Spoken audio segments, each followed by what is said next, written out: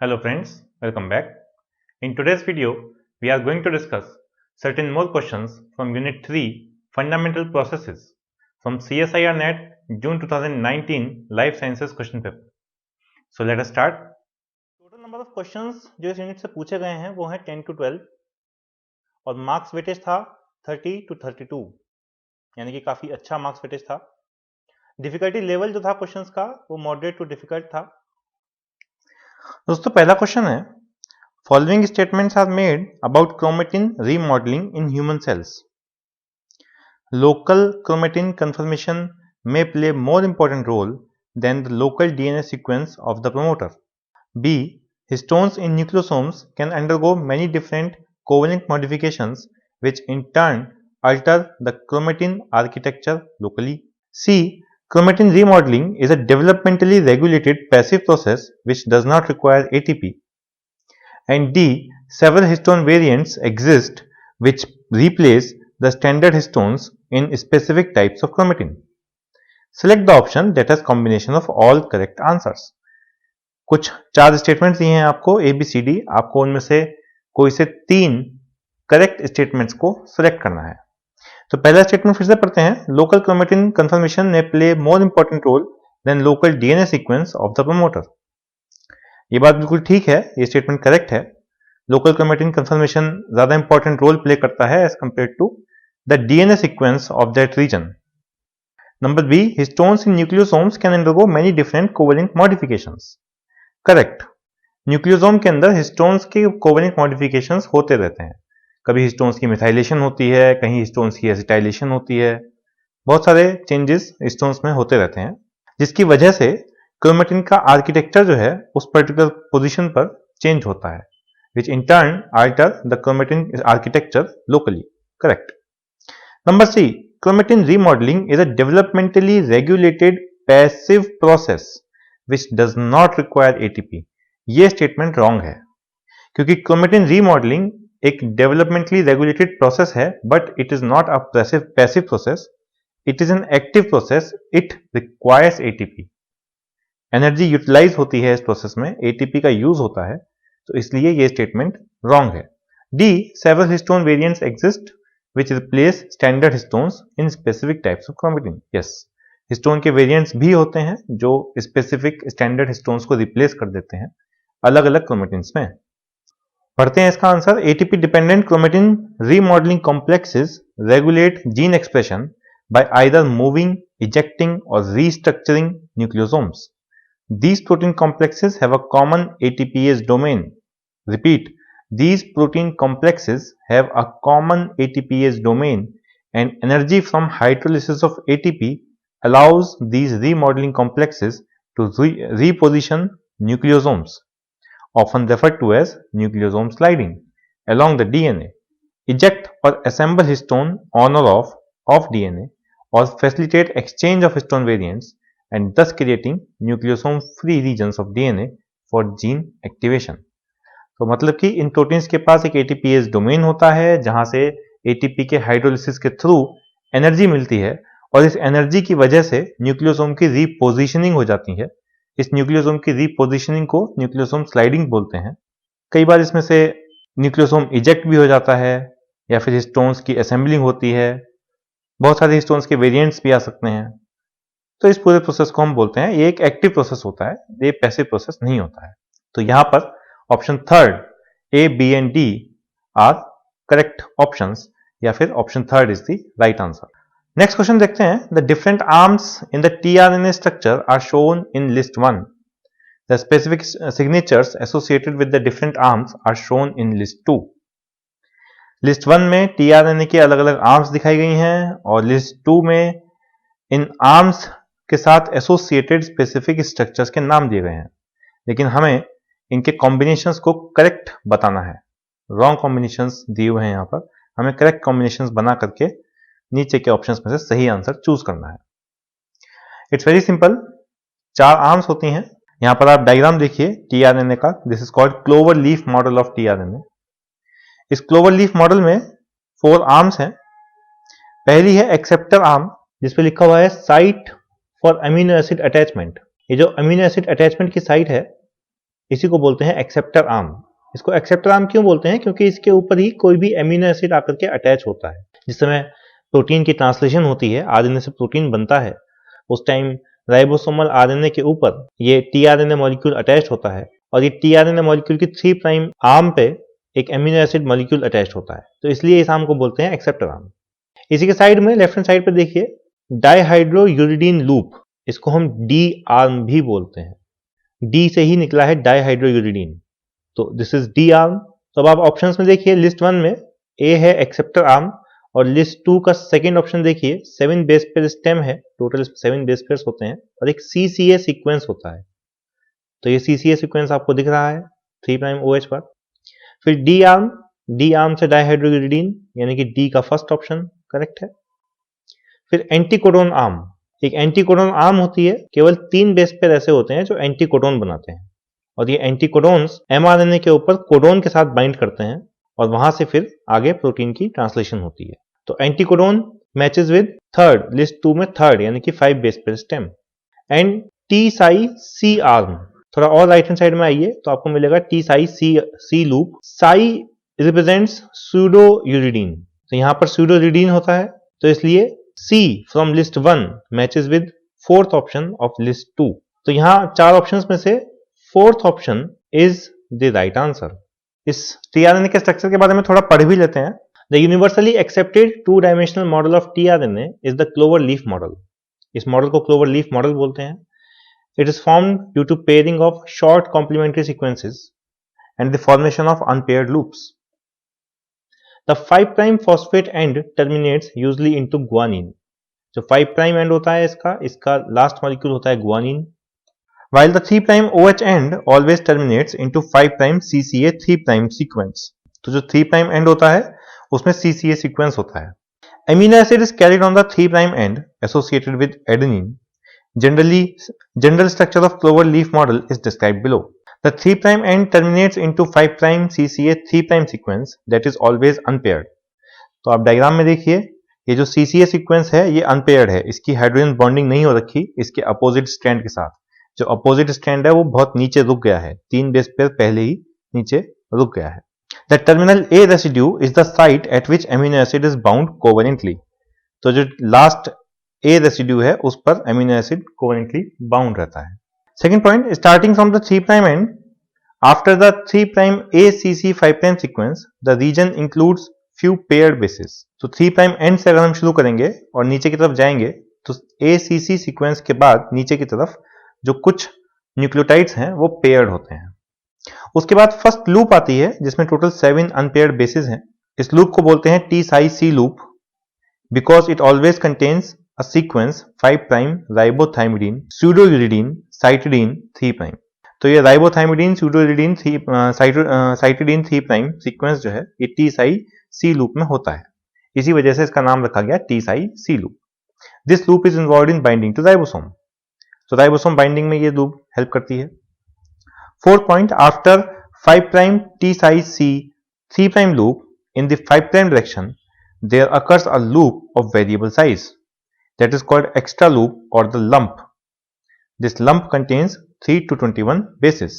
तो ये जो lump अलग से निकला हुआ है इसमें 3 to 21 bases होते हैं। ये एक एक्स्ट्रा लूप निकला हुआ है तो इसको एक्स्ट्रा लूप भी बोलते हैं या फिर lump भी बोलते हैं। फिर third loop, the third loop contains 7 unpaired bases and it has the anticodon. इसके अंदर anticodons हैं। Anticodon consists of 3 bases. At the 3' end of the anticodon there is a purine A or G, while the 5' end there is always a uracil. At the time of protein synthesis, anticodon pairs with its complementary codon on mRNA. जब protein synthesis होती है, translation का अगर आप concept पढ़ेंगे आपको याद आएगा एंटीकोडोन की पेयरिंग होती है कोडोन्स के साथ। कोडोन्स हमेशा mRNA पर होते हैं और एंटीकोडोन्स हमेशा tRNA पर होते हैं। The fourth loop is larger than others and contains 8 to 12 unpaired bases. तो एक लास्ट लूप जिसकी हम बात कर रहे हैं that is called D loop या फिर dihydrouridine loop because it contains dihydrouridine residues. तो this loop contains 8 to 12 unpaired bases and enzyme amino acyl synthetase binds to this loop. तो ये जो एंजाइम है एमिनो एसिड सिंथेटेज जो amino acid की synthesis में हेल्प करता है, ये एंजाइम इस लूप के साथ बाउंड रहता है। So this was about the structure of tRNA। अगला क्वेश्चन देखते हैं, following statements have been made about removal of supercoiling produced by DNA unwinding at the replication fork. फिर से 4 स्टेटमेंट दिए हैं, आपको करेक्ट स्टेटमेंट चूज करना है। पहला है, accumulation of super coils is the result of DNA helicase activity during unwinding of DNA. ये स्टेटमेंट करेक्ट है। सुपर कॉइल्स आते ही इसलिए हैं क्योंकि डीएनए हेलिकेज एंजाइम डीएनए की अनवाइंडिंग करता है, और जिस टाइम वो अनवाइंडिंग करता है तो पीछे की तरफ सुपर कॉइल्स जनरेट होने लगते हैं। B point, problem of DNA super coiling is valid only for circular chromosomes of bacteria and not for linear chromosomes. ये स्टेटमेंट रॉन्ग है। DNA super coiling is valid both for circular as well as linear chromosomes. आप ये figure देखिए, यहाँ पर एक circular chromosome दिखाया गया है जिसके अंदर सुपर कॉइलिंग आ गई है। राइट हैंड साइड में जो फिगर है उसमें फर्दर लूप्स एक्स्ट्रा वाइंडिंग हो गई है, और इस एक्स्ट्रा वाइंडिंग को ही हम सुपर कॉइलिंग कहते हैं। लेकिन लीनियर क्रोमोसोम्स में भी सुपर कॉइलिंग होती है। तो problem of DNA super coiling is valid both for circular chromosomes as well as linear chromosomes. C, super coiling of DNA is removed by topoisomerases by breaking either one or both strands of DNA on the unreplicated DNA in front of replication fork. ये statement correct है। Topoisomerase 1 and topoisomerase 2 दो enzymes होते हैं जिनकी help से super coiling DNA में remove होती है। ये एंजाइम्स या तो किसी डीएनए के किसी एक स्ट्रैंड को ब्रेक करते हैं या फिर दोनों ही स्ट्रैंड्स को ब्रेक करते हैं, और फिर पॉजिटिव सुपर कॉइल्स को अनबाउंड करते हैं, उनमें नेगेटिव सुपर कॉइल्स इंट्रोड्यूस करवाते हैं, और वापस से जो स्ट्रैंड ब्रेक हुआ है उस स्ट्रैंड को दोबारा से रीजॉइन करवा देते हैं। तो C statement is correct. D, both topoisomerase 1 and topoisomerase 2 can remove positive super coiling during replication. ये स्टेटमेंट भी करेक्ट है। दोनों ही topoisomerases 1 and 2 positive super coiling को रिलीज करवाते हैं, रिमूव करवाते हैं। तो यहां पर option A, C and D are correct statements. That means option third is the right answer. Next question है, E. coli mutants isolated from genetic screen showed following classes of mutation. A, point mutation in LAC-I. B, deletions immediately downstream of the transcription start site of LAC-ZYZ mRNA. C, duplication of part or whole of LAC-Y. D, duplication of part or whole of LAC-A. Choose the option which is likely to result in constitutive expression of lac operon. तो दोस्तों, इस question को attempt करने के लिए आपको lac operon की basic knowledge होना जरूरी है। लैक ऑपरॉन का एक हम मॉडल ड्रॉ करते हैं। से this is Z, Y and A। ये 3 जीन्स हैं जो एक साथ अटैच्ड हैं। इसके पीछे ये ऑपरेटर साइट है, ऑपरेटर साइट के पीछे प्रोमोटर साइट है, और प्रोमोटर साइट के पीछे इनहिबिटर साइट है। यहां से बनाता है इनहिबिटर। ये प्रोमोटर साइट है, इस पर आरएनए पॉलीमरेज बाइंड करता है। ये ऑपरेटर साइट है, यहां से ऑपरेट होता है कि इन तीनों जीन्स की एक्सप्रेशन होगी या नहीं होगी। अगर आप ऑप्शंस को ध्यान से देखें तो ऑप्शन सेकंड यानी कि बी स्टेटमेंट में लिखा हुआ है deletions immediately downstream of the transcription start site of LAC-ZYZ mRNA। ये एक्चुअली LAC-ZYZ नहीं है, ये LAC-ZYA है। अब आपको बताना है कि लैक ऑपरॉन की कॉन्स्टिट्यूटिव एक्सप्रेशन कब होगी। तो दोस्तों, पहली कंडीशन तो ये है कि अगर इस आई जीन में म्यूटेशन हो जाए, अगर इसमें म्यूटेशन हो जाए तो ऑब्वियसली ये जो प्रोटीन अब बनाएगा वो इनहिबिटर नहीं होगा, या कह सकते हैं कि इसमें म्यूटेशन, ऐसी म्यूटेशन हो गई कि अब इससे कोई प्रोटीन ही नहीं बन रहा या कोई इनहिबिटर बन ही नहीं रहा। जब कोई इनहिबिटर बन ही नहीं रहा तो इस पूरे सिस्टम की एक्सप्रेशन लगातार चलती जाएगी, क्योंकि इनहिबिटर तो है ही नहीं ना जो इस ऑपरेटर साइट पे जा करके इसकी एक्सप्रेशन को रोक पाए। तो यानी कि इन तीनों जीन्स की एक्सप्रेशन लगातार चल रही है। तो पहला option point mutation in LAC-I is correct option. दूसरा ऑप्शन है deletion in site immediately to transcription start site, यानी कि ट्रांसक्रिप्शन स्टार्ट साइट अगर यहां से है, ये आपका ZYA जीन है, ये तीनों जीन्स का ट्रांसक्रिप्शन होगा, तो इससे पहले जो ऑपरेटर रीजन है, अगर ये ऑपरेटर रीजन ही डिलीट हो जाए, अगर ये रीजन डिलीट हो गया तो इस बात की ऑपरेशन नहीं होगी कि इन तीनों जीन्स को एक्सप्रेस होना है या नहीं होना है। देखिए ऑपरेटर साइड जो होती है वो इस पूरे ऑपरेशन का स्विच ऑन ऑफ बटन है। जैसे हम कोई ट्यूबलाइट है, कोई बल्ब है, उसको हम स्विच ऑन करते हैं, स्विच ऑफ करते हैं, तो that means that button is working as regulator. हम उसको स्विच ऑन रखें या बल्ब को स्विच ऑफ रखें। ऐसे ही इसका ऑपरेटर है। ये ऑपरेटर क्या है? इस पूरे ऑपरेशन सिस्टम का स्विच ऑन ऑफ बटन है। अगर इस ऑपरेटर पर इनहिबिटर आकर के बाइंड कर गया तो ये आगे की एक्सप्रेशन को रोक देगा, इनहिबिट हो जाएगी एक्सप्रेशन, यानी कि ऑपरेशन इज स्विच्ड ऑफ। और अगर इस ऑपरेटर पर आरएनए पॉलीमरेज काम कर रहा है, आगे एक्सप्रेशन चल रही है, यहां से आरएनए बन रहा है, आरएनए से प्रोटीन बन रहा है, तो मतलब this operation is switched on. लेकिन अगर ये ऑपरेटर रीजन ही खत्म हो जाए, यानी कि वो जो बटन था बल्ब को स्विच ऑन ऑफ करने का, वो बटन ही खत्म हो गया, तो ये जो पूरा एक्सप्रेशन है ये लगातार चलता रहेगा, क्योंकि आरएनए पॉलीमरेज अपना काम करता रहेगा और इनहिबिटर के बाइंड होने के लिए कोई साइट नहीं बची है। तो जब आरएनए पॉलीमरेज लगातार अपना काम करता रहेगा तो that means again constitutive expression. तो इन दोनों ही ऑप्शंस में कॉन्स्टिट्यूटिव एक्सप्रेशन होगा। लेकिन ऑप्शन थर्ड क्या कहता है?